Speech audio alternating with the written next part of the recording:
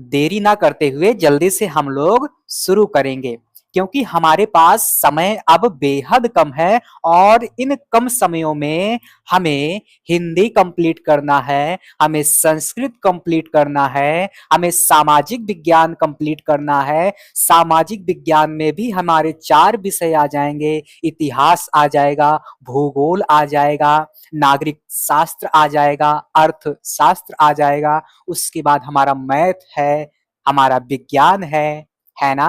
और कई सारे बच्चे कॉमर्स लिए होंगे तो उनका भी अलग अलग विषय हो जाएगा, यानी कि बहुत सारे विषय हैं और समय हमारे पास अब बेहद कम है। और मेरे बच्चों, आप सभी को मैं बता देना चाहता हूं कि जो अंत तक टिका रहेगा वही विजयी कहलाएगा, वही विजेता हो जाएगा, और जो बीच में ही छोड़कर भागेगा वो समझ लो कायर है, वो समझ लो डरपोक है। तो अंत तक आपको टिके रहना है, चाहे आप मुझसे पढ़कर टिके रहें, चाहे किसी अन्य शिक्षक से पढ़कर टिके रहें। आप अगर ऑनलाइन कोचिंग कर रहे हैं तब भी, ऑफलाइन कोचिंग कर रहे हैं तब भी, मुझसे पढ़ रहे हैं तब भी, मुझसे नहीं पढ़ रहे हैं तब भी, अंत तक आपको टिके रहना है। अगर इतना आप कर लेते हो तो आप यकीनन बहुत ही शानदार अपनी परीक्षा में करके आओगे। मेरी ये सारी बातें हमेशा याद रखना। और मेरे प्यारे बच्चों, आप सभी ने थंबनेल देख ही लिया होगा कि यूपी बोर्ड परीक्षा 2026 में, और भैया जो सबसे ज्यादा महत्वपूर्ण क्वेश्चन है या क्वेश्चन हमारी परीक्षा में कैसे पूछे जाते हैं, किस प्रकार से पूछे जाते हैं, एक एक करके हम सारी चीजों को यहाँ देखने वाले हैं, सारी चीजों को यहाँ कंप्लीट करने वाले हैं। और आज की पहली चर्चा है, तो पहली चर्चा में मैं आपको अर्थशास्त्र यानी कि सामाजिक विज्ञान के अंतर्गत आपका 4 विषय आएगा, जिसमें से एक विषय आपका हो जाएगा अर्थशास्त्र। और आपको अच्छी तरह से पता है कि अर्थशास्त्र से 15 नंबर के क्वेश्चन आते आते हैं। कितने भैया? 15 नंबर के। अभी मैं आगे बताऊंगा। तो इसमें जो भी महत्वपूर्ण क्वेश्चन है, और इन महत्वपूर्ण क्वेश्चनों में सबसे पहले हम बहुविकल्पीय क्वेश्चनों को देखेंगे, जो कि आपका 2020 से 2025 तक पूछा गया है। और जितना मैं आज बता दूंगा, इसके बाहर का अगर क्वेश्चन पूछा जाएगा तो मैं पढ़ाना छोड़ दूंगा, इसके बाहर का पूछा ही नहीं जाएगा भैया। और भैया YouTube की ये जो है बहुत ही शानदार जबरदस्त क्लास होने वाली है। क्वेश्चन को शुरू करने से पहले मैं आपको कुछ चीजें समझाना चाहता हूं। सामाजिक विज्ञान, मैंने कहा है कि मैं सारे विषयों को जो है कंप्लीट कराऊंगा, और सबसे पहले मैंने शुरुआत किया है सामाजिक विज्ञान से। सामाजिक विज्ञान में जो है आपको 4 भाग पढ़ने हैं। कौन से भैया? 4 भाग। सबसे पहले आपको क्या पढ़ना है? इतिहास पढ़ना है। इतिहास, इतिहास आपका कितने अंकों का रहेगा? 20 अंक का। फिर दूसरा पार्ट आपको पढ़ना है भूगोल। भूगोल आपका कितने अंक का रहेगा? 20 अंक। फिर उसके बाद आपको पढ़ना है नागरिक शास्त्र। नागरिक शास्त्र, नागरिक शास्त्र आपका रहेगा 15 अंकों का। और फिर उसके बाद आपका जो चौथा पार्ट है वह है अर्थशास्त्र। अर्थशास्त्र भी आपका कितने अंकों का रहेगा? 15। जोड़ लीजिए, टोटल कर लीजिए, आपको कितना अंक हो गया? 70 हो गया। कितना भैया? 20 और 20 40, 15 और 15 30, और 4 3 7, यानी कि 70 नंबर। तो आपको यह जरूर पता होना चाहिए, नहीं तो आप किसी एक ही विषय बिंदु पर फोकस करते रहें और पता चला जो ज्यादा ज्यादा अंकों का है उस पर आप ध्यान ही नहीं दे पाए। तो मेरे प्यारे बच्चों, ये सारी रणनीतियां आपको आना चाहिए। और मेरे से, मेरे जो विद्यार्थी पढ़े हुए हैं उनसे पूछोगे तो वो सारी रणनीतियों को आपको जरूर बताएंगे। तो 20 नंबर का इतिहास, 20 नंबर का भूगोल, 15 नंबर का नागरिक शास्त्र, और अर्थशास्त्र आपका 15 नंबर का पूछा जाएगा। और इस 15 नंबर में आपको 5 चैप्टर दिखेंगे। इस 15 नंबर में 5 चैप्टर दिखेंगे। लगभग लगभग आपका 5 चैप्टर इसमें भी हो जाएगा, और इसमें जो है 5-6 चैप्टर हो जाएंगे। यानी कि आपको लगभग 70 अंक लाने के लिए 20 अध्याय या 21 अध्याय पढ़ना पड़ेगा। इतनी बात क्लियर हो गई। ये जरूर आपको पता होना चाहिए, ये आपको हमेशा हर विषय का पता होना चाहिए कि कौन सा सब्जेक्ट कितने अंक का पूछा जाएगा और कौन सा क्वेश्चन कितने नंबर का आएगा, कौन सा पार्ट कितने अंक का रहेगा, क्वेश्चन किस प्रकार के पूछे जाएंगे। ये सारी चीजें अगर आप जान लेते हो तो लगभग आपका 50%, कितना भैया, 50%, 50% भाग केवल इसी से कंप्लीट हो जाएगा। 50% जंग आप पहले ही जीत चुके हैं, क्योंकि आपको यह पता चल गया है कितने क्वेश्चन पूछे जाएंगे, किस किस टॉपिक से आएंगे, है ना।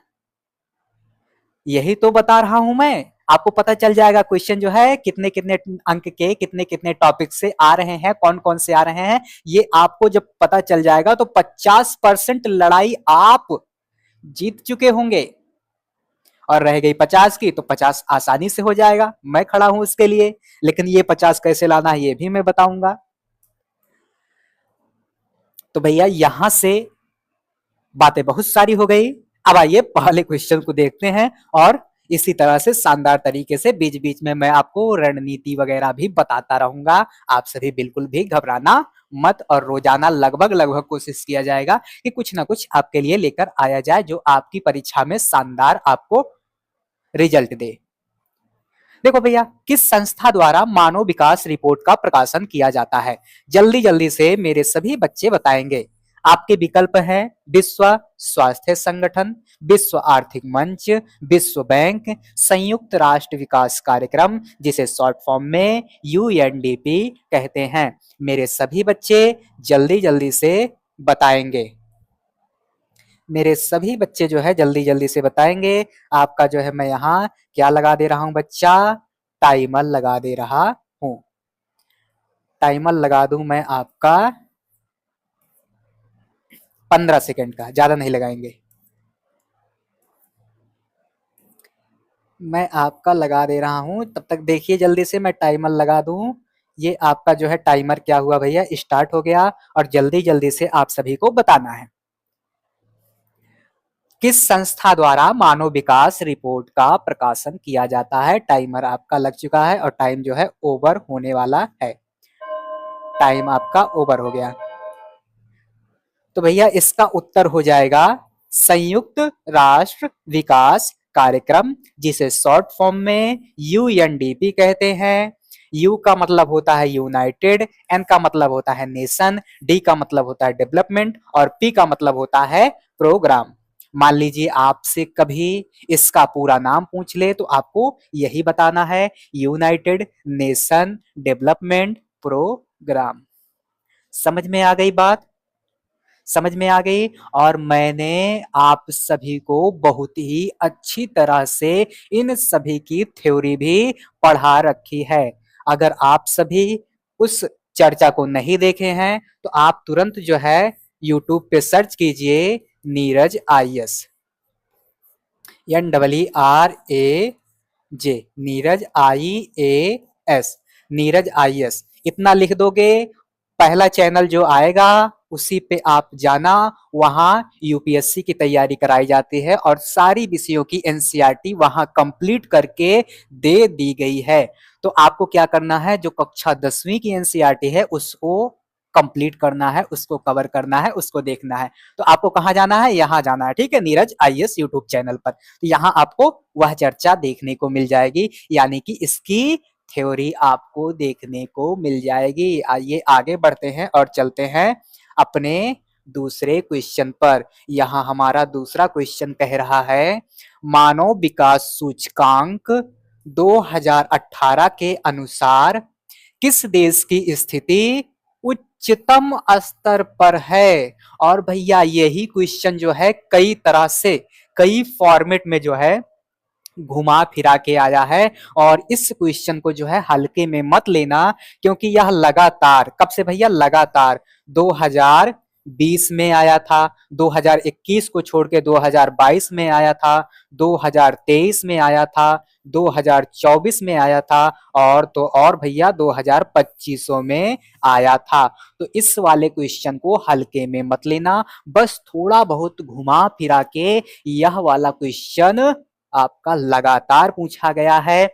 और अगर आप सभी की किस्मत अच्छी रही तब भी और अच्छी ना रही तब भी सातों सेट में से किसी ना किसी में तो ये हर हाल में, एक दो सेट में तो हर हाल में दिखने वाला है।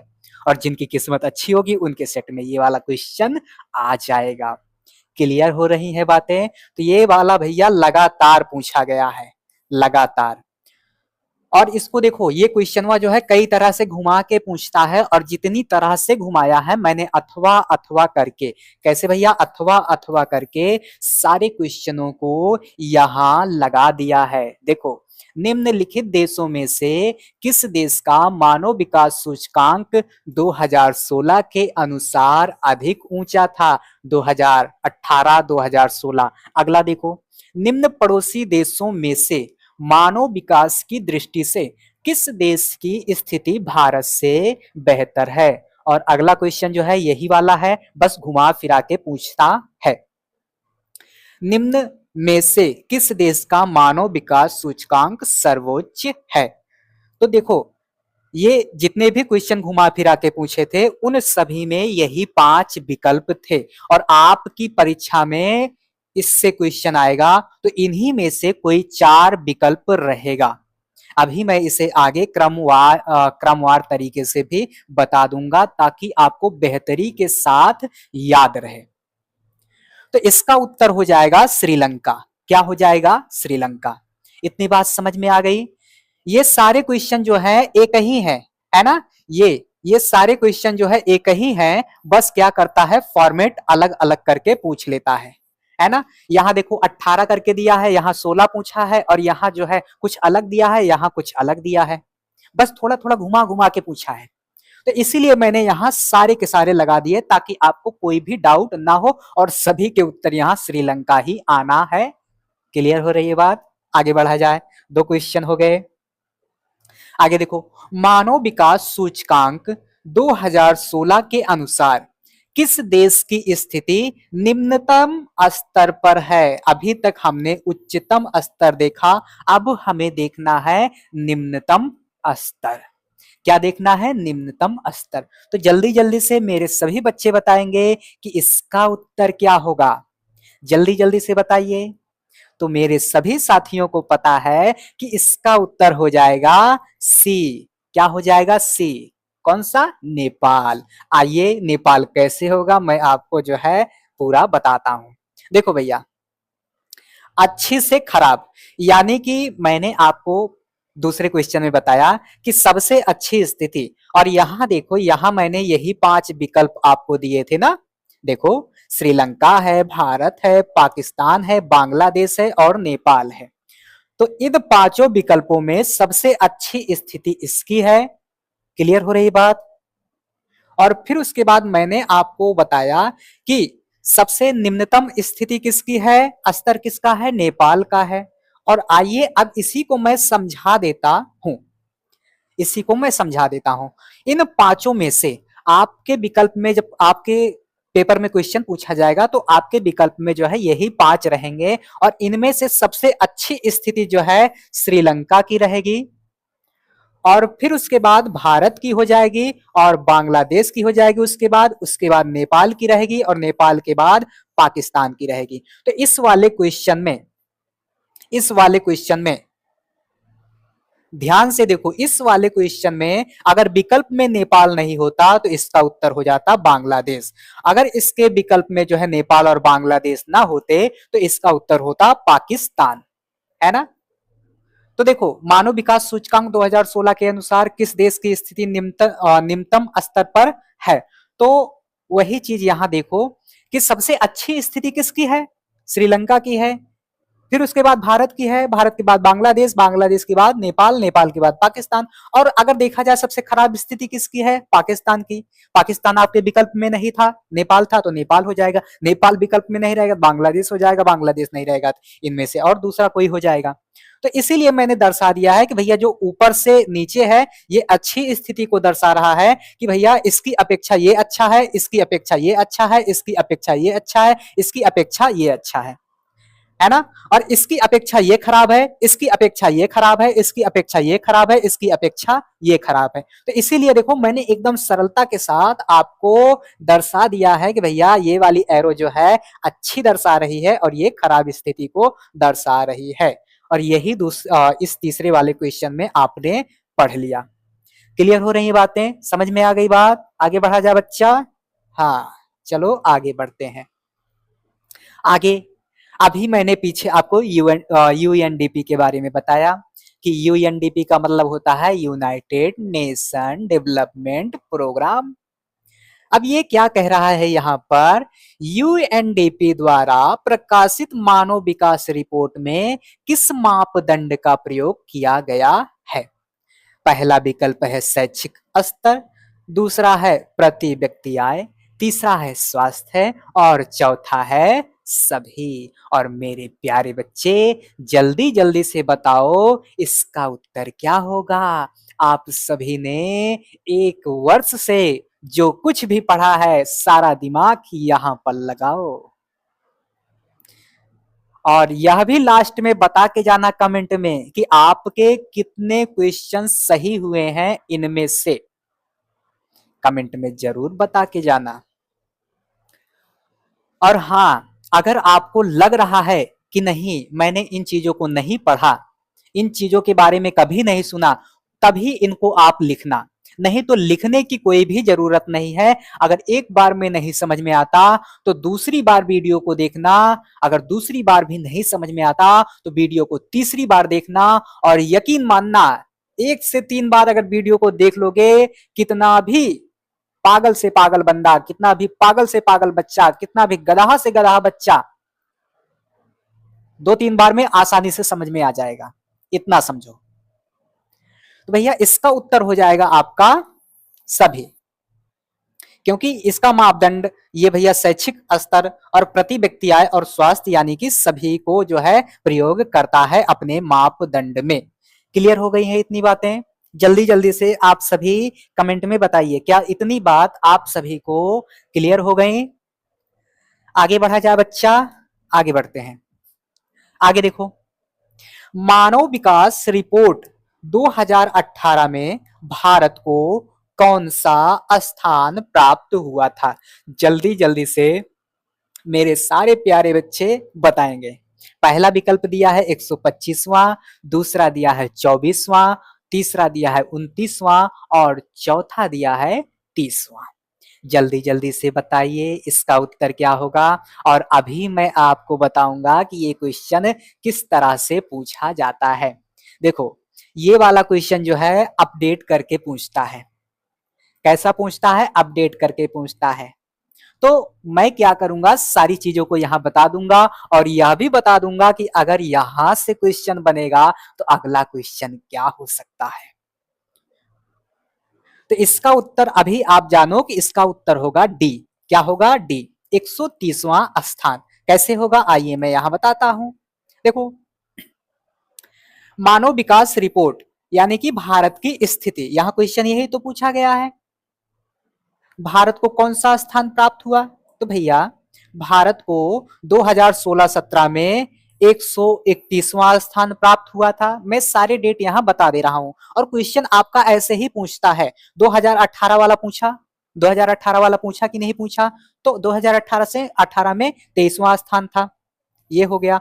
और अगला क्वेश्चन जो है आपसे यहां से पूछा जा सकता है। अगला क्वेश्चन ये वाला पूछा जा सकता है कि मानव विकास रिपोर्ट के अनुसार 2025 में भारत का स्थान कौन सा है, भारत की स्थिति जो है किस नंबर पर है। तो आपको कहना है 130वां। समझ में आया कि नहीं। यहां देखो 2018 के अनुसार पूछा गया है, मानव विकास रिपोर्ट 2018 में भारत का कौन सा स्थान था, तो 130वां था। ये 18 का है, लेकिन क्या करता है वो कभी कभी जो है 18 का पूछ लेगा, कभी 22 का पूछ लेगा, कभी 23 का पूछ लेगा, कभी 25 का पूछ लेगा। हालांकि अभी 25 का तो पूछा नहीं गया है, लेकिन इस बार हो सकता है 25 वाला पूछ ले। तो इससे पढ़ के जाना भैया, 2025 में मानव विकास रिपोर्ट के अनुसार भारत का स्थान चौथा है तो आपको बताना है 130वां है। तो वही चीजें मैंने यहाँ बताया कि 2016-17 में भारत का स्थान 131वां था, 2018 में 130वां, 2022 में 132वां, 2023-24 में 134वां और 2025 में 123वां स्थान है। आशा करता हूं मेरे सभी प्यारे बच्चों को इस क्वेश्चन का उत्तर और भी जो क्वेश्चन यहाँ से बनेंगे उसका मतलब समझ में आ गया है। अगर नहीं भी समझ में आता है तो आप सभी कमेंट करना, और कमेंट करने के बाद आपको बेहतर क्लास, एकदम बेहतर शानदार तरीके से सारी चीजों को फिर से समझा कर दिया जाएगा। और पूरे YouTube पर घूम लेना, ऐसी सुविधा आपको कहीं भी नहीं मिलेगी। समझ में आ रही है बातें प्यारे बच्चों? तो ये आप देख लीजिए और ये आप देख लीजिए। सिंपल सा फंडा है। 2016-17 में भारत का स्थान 131वां था, 18 में 30वां और 22 में 132वां और 23-24 में 134वां और 2025 में 130वां। ये आपका हो सकता है इस बार पूछ ले, है ना, किसी ना किसी सेट में हो सकता है ये पूछ ले। तो भैया याद करके जाइएगा प्यारे बच्चा, प्यारे लल्ला, प्यारे गुड्डा, सब कुछ पढ़ के जाना। आगे देखो, विकास का महत्वपूर्ण घटक है, विकास का महत्वपूर्ण घटक है। तो महत्वपूर्ण घटक में आपने बहुत ही अच्छी तरह से पढ़ा होगा औसत आय के बारे में। किसके बारे में बच्चा? औसत आय। यहां देखो केवल आय लिखा है तो ये आय बिल्कुल भी नहीं होगा, इसको आप काट दो। और कई सारी किताबों में जो है ये चीजें गलत लिखी गई हैं, उसमें आय लिखा गया है, तो भैया आय नहीं, औसत आय सही होगा विकल्प। तो अगर आपकी किताब में ये वाला विकल्प सही किया गया है तो उसको काट दो, विकल्प आपका बी सही होगा, औसत आय। क्या सही होगा बच्चा? औसत आय। तो ये भी गलतियां कहीं ना कहीं किताबों में मिल जाती हैं, तो इसीलिए जो है आपको हमारे जैसे शिक्षकों की आवश्यकता पड़ती है। समझ में आ रही हैं बातें? ये हो गया, आगे बढ़ा जाए। 5-6 क्वेश्चन और हैं, जल्दी जल्दी से कर लेते हैं क्योंकि समय बहुत ज्यादा खर्च करना जरूरी नहीं है। क्योंकि समय मैं तब खर्च करता जब मैं इसको पढ़ाया नहीं रहता, लेकिन मैंने पहले ही इसको समाप्त कर दिया। इसकी जितनी भी पोथा थी, जितनी भी थ्योरी थी, सब हमने पढ़ के निपटा दिया है। और अब हमें जो है एक अच्छी स्पीड पकड़ना है और उसी स्पीड में भागना है। हालांकि हम स्पीड अभी नहीं पकड़े हैं, आज पहला दिन है और पहले दिन में जो है स्पीड नहीं बनती, धीरे धीरे धीरे धीरे हम लोग स्पीड बढ़ाएंगे। अगला क्वेश्चन देखो बच्चा, विश्व विकास रिपोर्ट कौन प्रकाशित करता है? बड़ा प्यारा सा क्वेश्चन है और मैंने जैसा कि पहले ही बताया कि सारे के सारे क्वेश्चन 2020 से 2025 तक पूछ लिए गए हैं और आगे भी इन्हीं में से आपके क्वेश्चन पूछे जाएंगे। तो विश्व विकास रिपोर्ट कौन प्रकाशित करता है? आपके विकल्प हैं मुद्रा बैंक, विश्व बैंक, सहकारी बैंक, एशिया बैंक। तो यहां आपका उत्तर हो जाएगा विश्व बैंक। क्या हो जाएगा प्यारे बच्चों? विश्व बैंक। क्लियर हो रही हैं बातें? आगे बढ़ते हैं। आगे देखो, यहां कहा जा रहा है सामान्यतः किसी देश का विकास किस आधार पर निर्धारित किया जा सकता है? आपका विकल्प है प्रति व्यक्ति आय, औसत साक्षरता दर, लोगों की स्वास्थ्य स्थिति और आपका चौथा विकल्प है सभी। और इसी से मिलता जुलता अभी आपने एक क्वेश्चन पढ़ा कि जो यूएनडीपी है वह किन मापदंडों के आधार पर सूचकांक को प्रदर्शित करती है, दर्शाती है, ऐसा कुछ क्वेश्चन आपने अभी पीछे पढ़ा था। तो यहां भी वही हो जाएगा, आपका विकल्प हो जाएगा डी, यानी कि सभी के सभी क्या हो जाएंगे? सही हो जाएंगे। आगे देखो भैया, निम्नलिखित में से कौन सा ग्रामीण क्षेत्र विकास का लक्ष्य है? आपका विकल्प है नियमित कार्य, उपज की उचित कीमत, बेहतर मजदूरी, और डी में आपका है ये सभी। तो यहां भी आपका उत्तर हो जाएगा डी ये सभी। क्या हो जाएगा? डी ये सभी। इतनी बातें आप सभी कमेंट में बताइए, क्या समझ में आ गई? आगे बढ़ा जाए, जल्दी जल्दी से बताइए। समझ में आ गई? आगे बढ़ा जाए, चलिए। देखो भैया, सतत विकास निम्नलिखित में से किस बात पर बल देता है? यहां इसे जो है काट के करिए बल। क्या करोगे भैया? इसको कट कर दो और कट करने के बाद यहां लिखो बल। सफेद लगाओ भैया, सफेद। इसको कट करो और यहां लिखो बल।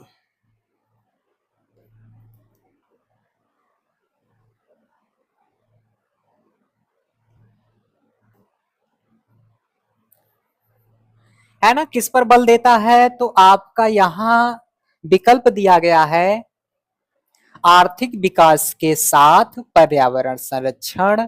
दूसरा विकल्प है आर्थिक विकास के लिए पर्यावरण दोहन। तीसरा है पर्यावरण संरक्षण और चौथा है मानव विकास। तो जल्दी जल्दी से आप बताइए कि इसका उत्तर क्या होगा। हमें किसी भी संसाधन का इतना भी दोहन नहीं करना है कि हमारी आने वाली अगली पीढ़ी को उसके लिए तरसना पड़े। जैसे भूमिगत जल को हमें ज्यादा दोहन नहीं करना चाहिए, पेड़ पौधों को ज्यादा नहीं काटना चाहिए। अभी आपने देखा होगा कि अरावली को जो 100 मीटर से ऊंची पहाड़ियां हैं और जिनकी दूरी 500 मीटर की ऐसे कुछ करके दिया गया है ना? यही तो दिया गया है। जो 100 मीटर से ऊंची हैं उनको अरावली का हिस्सा नहीं माना जाएगा। यानी कि 93 से लेकर 95% तक सारी पहाड़ियां जो है वो नष्ट हो जाएंगी। और जब नष्ट हो जाएंगी तो बहुत सारे जीव जंतु मारे जाएंगे, बहुत सारे पशु पक्षी जो है दिवालिये हो जाएंगे, उनके आवास को मानो छीन लेगा। और यह आने वाले संकट का निमंत्रण है, यह भी आप ध्यान रखो। है ना? कभी कभी हमारी सरकारें इतनी अंधी हो जाती हैं, इतनी बहरी हो जाती हैं, इतनी गूंगी हो जाती हैं कि उनको अरावली का दुख भी नहीं दिखाई देता, उनको उन पशु पक्षियों की आवाज नहीं सुनाई देती, उनको आने वाली अगली पीढ़ी की गुहार नहीं सुनाई देती। तो यहां आपका विकल्प हो जाएगा आर्थिक विकास के साथ पर्यावरण संरक्षण। यानी कि हमें पर्यावरण से चीजों का दोहन करना तो चाहिए, लेकिन बैलेंस बना के रखना चाहिए, ताकि अगली पीढ़ी को भी वह सारी सुख सुविधाएं, वह सारे संसाधन उपलब्ध हो पाए, मिल पाए। क्या मेरी इतनी बात आप सभी को समझ में आ गई? तो भैया यहाँ आपका विकल्प हो जाएगा ए। हमें आर्थिक विकास तो करना है, लेकिन साथ साथ पर्यावरण का संरक्षण भी करना है। आगे बढ़ते हैं। आगे देखो, यहां क्वेश्चन दिया गया है शिशु मृत्यु दर अनुपात निकाला जाता है। और जो मेरे ऑफलाइन वाले बच्चे हैं वह इस क्वेश्चन से भली भांति परिचित होंगे, क्योंकि मैंने कई बार टेस्ट लिया है और उस टेस्ट में इन सारे क्वेश्चनों को रख दिया था। और मेरे छोटे छोटे प्यारे प्यारे बच्चे कह रहे थे कि सर केवल विज्ञान का टेस्ट लीजिए, केवल अलग अलग टेस्ट कराइए। है ना? अगर मेरे सभी प्यारे बच्चे देख रहे होंगे तो मन ही मन मुस्कुरा रहे होंगे कि हाँ मास्टर सही बोल रहा है। तो इसमें जो है कई सारे विकल्प हैं, 1000 जीवित बच्चों पर, 800 जीवित बच्चों पर, 500 जीवित बच्चों पर और 100 जीवित बच्चों पर। तो आपका यहाँ उत्तर हो जाएगा ए 1000 जीवित बच्चों पर। क्या मेरी इतनी बात आप सभी को समझ में आई? आ रही है? तो ये भी हो गया। अगला क्वेश्चन क्या कह रहा है बच्चा? अगला क्वेश्चन कह रहा है निम्न में से किस राज्य में शिशु मृत्यु दर सबसे अधिक है? बताओ बच्चा, जल्दी जल्दी से बताओ। जल्दी जल्दी से क्या करना है भैया, बताना है। निम्न में से किस राज्य में शिशु मृत्यु दर सबसे अधिक है? जल्दी जल्दी से बताओ। यहां आपका उत्तर हो जाएगा सबसे अधिक में मध्य प्रदेश। क्या हो जाएगा? मध्य प्रदेश। क्या मेरी इतनी बात आप सभी को समझ में आ गई है ना? तो ये मध्य प्रदेश हो जाएगा। और 1 मिनट का समय दीजिए, मैं आपको और भी कुछ चीज बताना चाहता हूं। बस 1 मिनट का आप क्या करेंगे, समय देंगे। हाँ,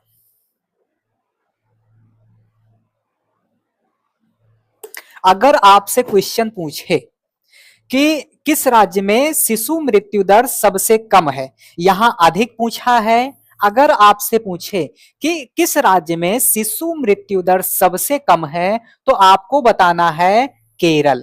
केरल में क्या है? शिशु मृत्यु दर सबसे कम है, सबसे कम है।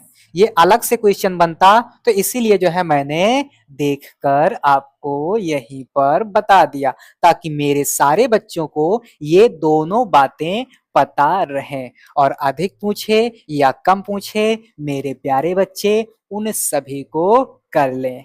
क्लियर हो रही है बातें? हाँ, आगे देखो, साक्षरता दर से क्वेश्चन पूछा जा रहा है। और देखो, मैं इस श्रृंखला को लेकर आया हूं, और इसमें आप देख पा रहे होंगे कि जो भी क्वेश्चन मैं आपसे पूछ रहा हूं, एक सीक्वेंस से पूछ रहा हूं। अगर मैंने सूचकांक से क्वेश्चन पूछा तो एक सीक्वेंस था, मृत्यु दर से क्वेश्चन पूछा तो उसमें सीक्वेंस था, है ना? और साक्षरता दर से अगर क्वेश्चन बन रहा है तो अभी सीक्वेंस ही रहने वाला है। तो देखो, भारत के किस राज्य में साक्षरता दर सबसे ज्यादा है? तो साक्षरता दर जो है आपके केरल में सबसे ज्यादा है। कहां है बच्चा? केरल में। और अगर आपसे पूछा जाए किस राज्य में साक्षरता दर सबसे कम है, तो आपको कहना है बिहार। क्या कहना है? बिहार। बिहार में सबसे कम साक्षरता दर है। क्या मेरी इतनी बात आपको समझ में आ गई? क्या मेरी इतनी बात आपको समझ में आ गई? आगे बढ़ते हैं। तो यहां देखो, इन क्वेश्चनों के माध्यम से मैं आपको दोनों कंप्लीट कराता चल रहा हूं। आगे देखो, ये लिखा ही गया है कि भारत के किस राज्य में साक्षरता दर सबसे कम है। तो पीछे मैंने आपको इसे बता दिया, पीछे मैंने आपको बता दिया कि सबसे कम भैया बिहार में है, और सबसे ज्यादा कहाँ है? केरल में साक्षरता दर। और इसकी परिभाषा क्या है, या और भी तमाम सारे विषय बिंदु क्या है, मैं इन सारी बातों को आपको बता चुका हूं, है ना? आपको सारी बातें क्या कर चुका हूं? मैं बता चुका हूं, है ना? सारी बातें मैं आपको क्या कर चुका हूं? बता चुका हूं। आगे बढ़ते हैं। आगे ये भी हो गया है। और अब आगे बढ़ो। आगे यहां दिया गया है, प्रति व्यक्ति आय को अन्य किस नाम से जाना जाता है? प्रति व्यक्ति आय को अन्य किस नाम से जाना जाता है?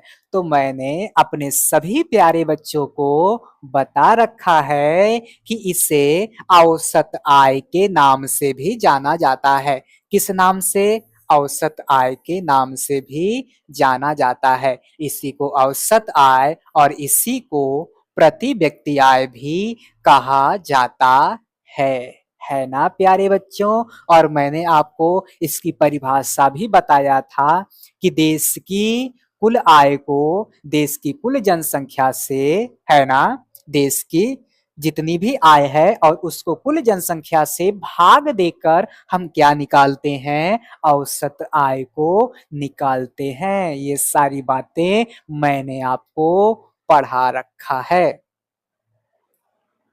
और यहाँ जो है आपका क्या हो जा रहा है भैया, रिवीजन हो जा रहा है। क्या हो जा रहा है, रिवीजन हो जा रहा है। आगे देखो, निम्न में से किस राज्य की प्रति व्यक्ति आय सर्वाधिक है। तो यहाँ प्रति व्यक्ति आय के बारे में पूछा जा रहा है और सर्वाधिक वाला राज्य आपसे पूछा जा रहा है। तो भैया ये हो जाएगा आपका हरियाणा। क्या हो जाएगा, हरियाणा हो जाएगा। क्या मेरी इतनी बात आपको समझ में आ गई? ये हो गया। बस एक आध क्वेश्चन और बचे होंगे। हाँ, यही है। निम्नलिखित में से कौन सा विकसित देश है? आपके विकल्प हैं ब्राजील, भारत, फ्रांस, बांग्लादेश। और मैंने अपने सभी प्यारे बच्चों को पढ़ा रखा है कि जो ब्राजील है, ब्राजील है, ये क्या है भैया, ये विकासशील देश है। कैसा देश है, विकासशील।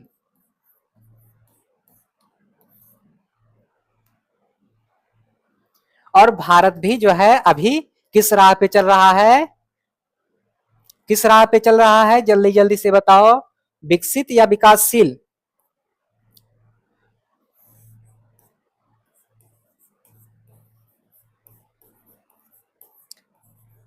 विकसित। अगर आप जैसे ही जान लेते हो कि फ्रांस जो है आपका कैसा है, विकसित है। फ्रांस कैसा है, विकसित है। ये प्रयोग क्यों नहीं हो रहा भाई, होने लगा है ना। तो यहां जैसे ही आपको पता चल गया कि फ्रांस जो है विकसित देश है, वैसे ही आप समझ जाओ कि ये सारे के सारे किस राह पे होंगे, विकासशील के राह पर होंगे, है ना। ये अभी विकसित नहीं हुए हैं, ये विकासशील के श्रेणी में आएंगे। तो यहां जो आपका उत्तर है वो आपका उत्तर हो जाएगा फ्रांस। यहां आपका उत्तर हो जाएगा फ्रांस। कौन सा उत्तर हो जाएगा, फ्रांस। एक बार क्वेश्चन फिर से पढ़ लो, निम्नलिखित में से कौन सा विकसित देश है, तो आपको जो है फटाक से कहना है फ्रांस। क्या कहना है, फ्रांस। और इसकी थ्योरी क्या थी, मैं पीछे पढ़ा चुका हूं। और आपको यहाँ 3 और उत्तर मिल गए भैया कि ये कैसे हैं, ये विकसित नहीं है। ब्राजील, भारत, बांग्लादेश ये अभी विकसित नहीं